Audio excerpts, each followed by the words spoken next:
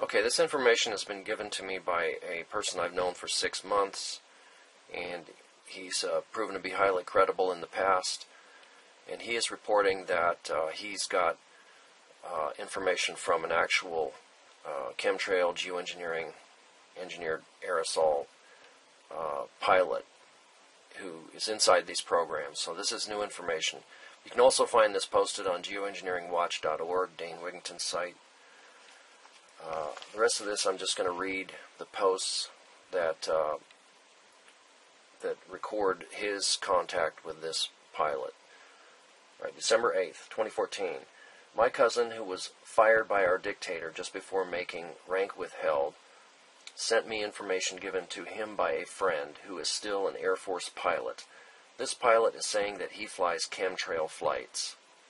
This pilot told my cousin that this global geoengineering effort goes by the name of, quote, Indigo Skyfold, unquote. At least within the circle of pilots and aviation crews that he works with, they are told to fly specific routes, and satellite comm links control the aerosol dispersal patterns. He says that they only make course corrections from time to time and perform landings and takeoffs. Pilot, navigation, and maintenance crews are rotated constantly and only spend about 18 months at one given base. He states that this is to keep pilots and their families from making too many friends and ending up with loose lips. Plus, they also rotate between day and night flights, one base for daytime flights and one for night.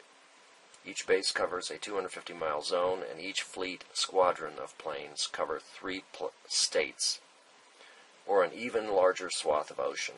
They are told to simply do their job and shut the F up. Their superiors will only tell them it's a matter of national security and, quote, without these flights, our enemy's newest technological weapons of war could easily penetrate America's airspace at will. We are dedicated and committed to keeping our allies safe from the same skyward threats, so we extend the arm of protection to those countries who support our efforts. Hostile nations are also building atmospheric shields while in the same discourse, trying to explore weaknesses in our ever-developing air and space-based technologies, unquote. Sounds more like a PR statement to me. I think this pilot either believes what he is told or he is simply trying to sugarcoat their genocide project. December 8, 2014. My firewall detected multiple intrusion attempts when I Googled the Indigo Skyfold code as well. Zero information found on the internet for this operation. That is unique. I received a rather lengthy reply from the chemtrail pilot. Here is that text from his or her email. First of all, I would like to say I do not agree with my mission assignments, but what soldier ever truly does? Several of us have considered bucking the ranks and going AWOL from time to time. We are kept in the dark when it comes to getting honest answers about what we are really spraying. Should they discover that we or our families are actively inquiring about your so-called chemtrails term, then automatic and swift disciplinary action will be taken. HARP and radar are 2 other non-allowed research subjects. Unless our children are learning about these in base schools, we cannot educate ourselves or our children through any public tutoring system. I would not intentionally spray my children with family with toxic aerosols, but as you must know, 80% or better do not have any family or children. Indigo pilots are chosen from the top ranks within the Air Force, Navy, and Coast Guard. Most of the pilots are, quote, hardened to humanity, unquote, and could care less about killing off unwanted or leeching aspects of America and the world. I swear to you, the majority of the pilots are like machines. I call them tanker terminators. I should not be telling you this, but nearly 1/3 of all flights are being orchestrated from small unnamed islands, where newly constructed bases are being built at a rate of 8 per year. On these extremely remote islands, there are HARP arrays of every possible design, with many arrays surrounding these islands within the depths of the ocean itself. The Navy has developed sophisticated underwater construction technology that allows fully autonomous robot submersibles to travel great distances and even manufacture parts for these massive underwater arrays as they progress across the open seafloor. Every time that you see or hear about military exercises at sea, they are basically there to give support and resupply their army of underwater robotic minions. There is possibly one aquatic robot per plane, and will soon be double that. You will never be able to Google Earth search any of this, other than an occasional error in blurring some island bases or smudging images of underwater arrays. It is impossible to locate all these artifacts. They even paint fake clouds over some of our island installations to keep prying eyes away. I have been shown some of these images by civilian friends. That is the reason I know this. I completely understand your concern for human safety. But here is the kicker. We are shown videos in our training of catastrophic destruction to our homeland by very sophisticated weapons, then told that these will be the consequences if we don't fly. Our efforts in building a defensive atmospheric weapons shield are the only missions of its kind in the world. We are paid more than any other pilot for our service, other than Air Force One pilots, who make as much or more and are kept in a dark secret world for their own protection. They tell us that secrecy is our protection and not to listen to any public rhetoric. We all know about cyber program Flashpoint, or FP-03, as it is known within the veteran community. This program is a self-destruct sequence that can be remotely activated from any ground, water, underwater-based, or other air mobile unit. The signal is encrypted through 3 satellites and cannot be jammed or blocked. At any given moment, you could have only 15 seconds to make your peace with your God. They tell us that FP exists to keep planes from accidentally going down in heavily populated areas.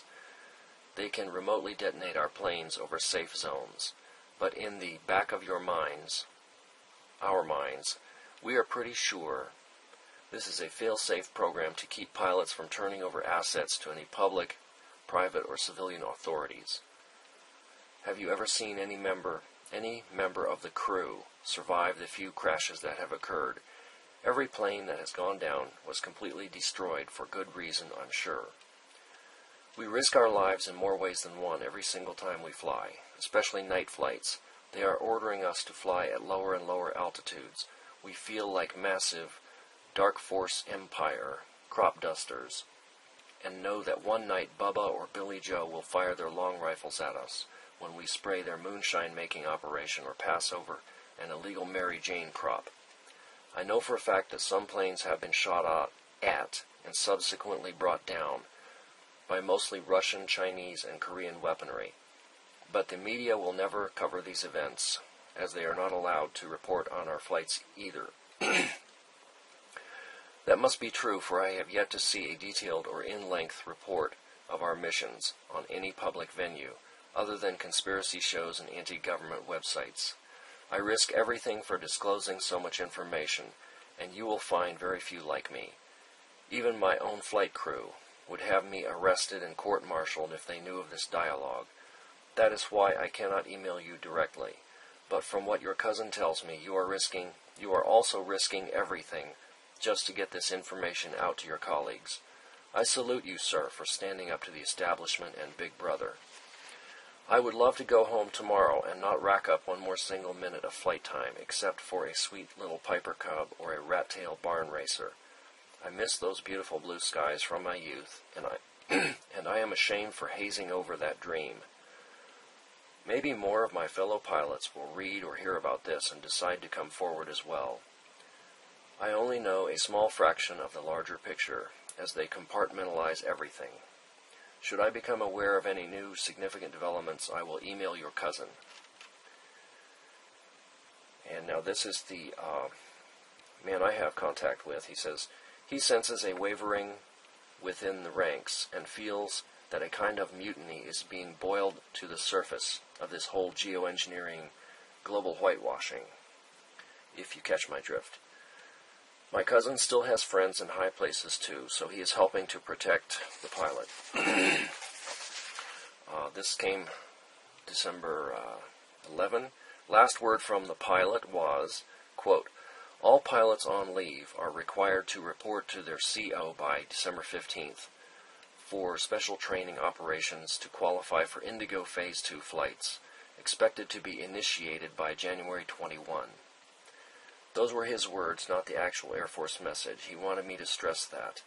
He believes that the focus of their flights will be moved to areas east of California and Texas in order to progress the drought further into the heartland. Plus, he feels that a very new, extremely toxic chemtrail mix is going to be sprayed using new technology that makes these special chemtrails completely invisible. Atmospheric shield of protection. He doesn't believe that either. So that's the end of the message from this chemtrail pilot. And I just, from my own experience, I've had a lot of contact with this guy for 6 months via the internet, and basically everything he's told me has turned out to be true, so I have no reason to doubt any of this. So, hope you can forward this.